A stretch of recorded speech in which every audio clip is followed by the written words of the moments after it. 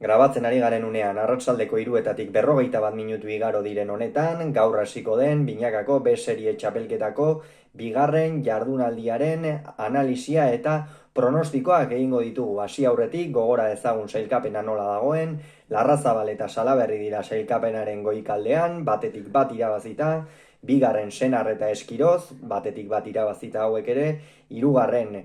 puntu batekin ere Dario eta Gabirondo, laugarren puntu batekin ere Egiguren eta Bikuña, eta punturi gabe daude Salaberria Gaskue, Zabala Eskuza, Zubizar eta Morga Etxebarria, eta Agirre eta Ugartemendia. Jardunaldia gaur, Tolosako Beotibar pilotalekuan hasiko da, kasu honetan, Bakaikoa eta Salaberri, Senar eta Eskirozen aurka arituko dira. Gogoratu behar da, Joanes Bakaikoak beste behin ere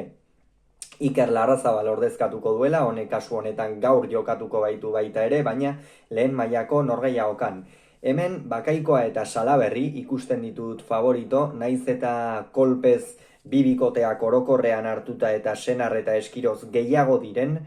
iruditzen zait Bakaikoak eta Salaberrik ofizio gehiago dutela, batez ere Joanes Bakaikoak aurrean esperientzia handia du, lehengoan ere horixe atera zuen azkenerako Alberdi eta Ugartemendiaren aurka irabazteko, bikote ona sendoa osatu zuten bien artean, eta esango nuke gainera favoritoak izan da Larrazabal eta Salaberri berez, halako puntuak askotan etzaizkiela, ez dietela, ies egingo. Horregatik, Bakaikoa eta Salaberri favorito lehen partida honetan, eta Senarrek eta Eskirozek aukeraren bat izan nahi badute, Salaberri atzean kargatu, Bakaikoari aurrean abagunerik ahalik eta gutxien utzi, eta aurrean Senarrek batez ere asko asmatu beharko du tantoa amaitzerako garaian. Bihar, Iruñeko Labri pilotalekuan, Dario eta Gabirondo, Salaberria eta Gaskueren aurka arituko dira hemen. Salaberria eta Gaskue ikusten ditut favorito, lehengoan Dariok eta Gabirondok partida aurrera atera ahal izan zuten, egia da, bikote jotzaileagoa osatzen dutela Dariok eta Gabirondok, baina batez ere gazteluarra Arkaiz Gabirondo oso deseroso ikusi genuen atzeko kuadro horietan, pilota asko gora joan zitzaizkion, egia da, materiala ere exigente xamarra izan zela eta horrek beti eman dezakela zeresana, batez ere atzelari gazteen artean eta horrelako mailako txapelketa batean, baina aurrean Dariok batez ere lehen zatian ofizio handiarekin jokatu zuen, gero ia da pilota batzuk galdu zituela, baina orokorrean fin aritu zela esango nuke. Eta Salaberria eta Gaskue irtengo dira favorito, askoz ere berme gehiago ematen duen bikotea delako, batetik Andoni Gaskuek atzeko kuadro horietan oso gutxi galtzen du, gainera 3-laugarren kuadroan pilota hartu ezkero oso asko gozatzen du, eta esango nuke hori gakoetako bat izan daitekela, eta gero gainera Iker Salaberriari aurrean honi ere tantoa egin behar izaten zaio, batez ere promozio mailan oso gutxi galtzen duen pilotaria da, lan handikoa, garapen handikoa, eta hor gainera tantoa erraz amaitzen duena, ez? Beraz, hemen Salaberria eta Gaskue favorito. Bihar baita ere, Bilboko Bizkaia pilotalekuan, Zubizarreta eta Morga Etxebarria, Alberdi eta Lizeagaren aurka arituko dira. Alberdi Asier Agirreren ordez arituko da, Ekain Lizeaga Astigartarra berriz Gorka Ugartemendiaren lekuan, eta beste behin ere, Agirre Ugartemendia bikote titularra ezin izango du. Bikotea osorik osatu eta kasu honetan gainera biak faltako lirake. Hemen ikusten dugu, Zubizarreta eta Morga Etxebarria irtengo dira favorito, nik uste,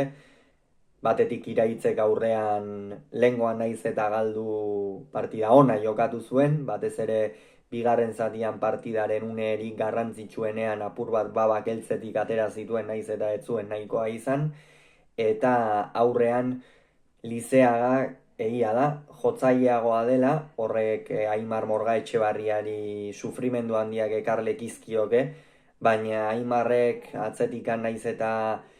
irregulartasun hori duen eta abar, iruditzen zait eutsiko diola, eta Iraitzi gainera tarteka abaguneak eman, eta Unai Alberdik asko asmatu beharko du, Morga Etxebarria kargatu beharko dute, biek ala biek, eta irabazteko aukeraren bat izan nahi baldin badute behintzat, Zubizarreta erabat jokozkanpo utzi behar dute. Eta jardunaldia Donostin izango du amaiera, Atano hirugarrena pilotalekuan, bertan Zabala eta Eskuza Egiguren eta Bikuñaren aurka izango dira.